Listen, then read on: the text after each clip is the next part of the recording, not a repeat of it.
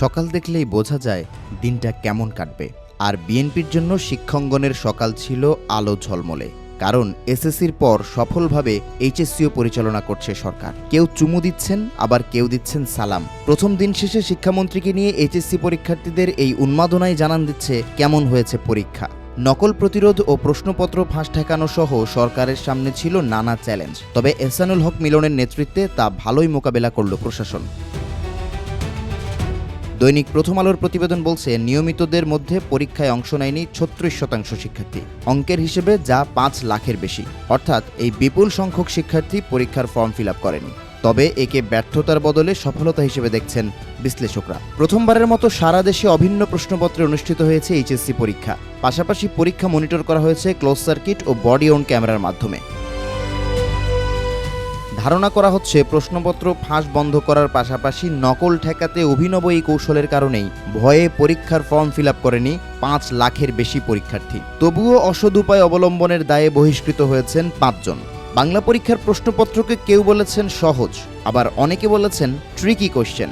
যদিও কৌতূহল ও উত্তেজনা ছাপিয়ে পড়াশোনা করে যাওয়া বেশিরভাগ পরীক্ষার্থীর চোখে মুখে দেখা মিলেছে স্বস্তির ছাপ। বাংলাদেশের শিক্ষা ব্যবস্থার আমূল পরিবর্তনে সরকারের এমন কঠোর হওয়া ছাড়া অন্য কোনো বিকল্প নেই বলে মনে করছেন বিশ্লেষকরা। পাস কিংবা জিপিএ 5 এর সংখ্যার চেয়ে তাই গুণগত শিক্ষার উপর জোর দেওয়ার তাগিদ তাদের। এইচএসসি পরীক্ষার প্রথম দিন শিক্ষার্থীদের পাশাপাশি শিক্ষকদেরও ধন্যবাদ পেয়েছেন শিক্ষামন্ত্রী।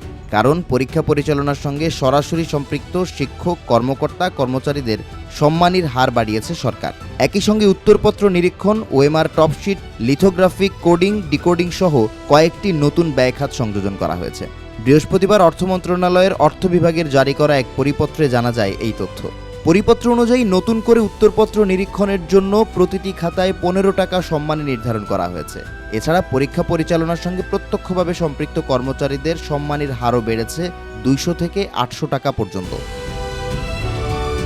প্রতিটি সভায় জনপ্রতি 6,000 টাকা পাবেন বিভাগীয় নির্বাচন বা পদোন্নতি কমিটি এবং মৌখিক বা ব্যবহারিক পরীক্ষা বোর্ডের সদস্যরা।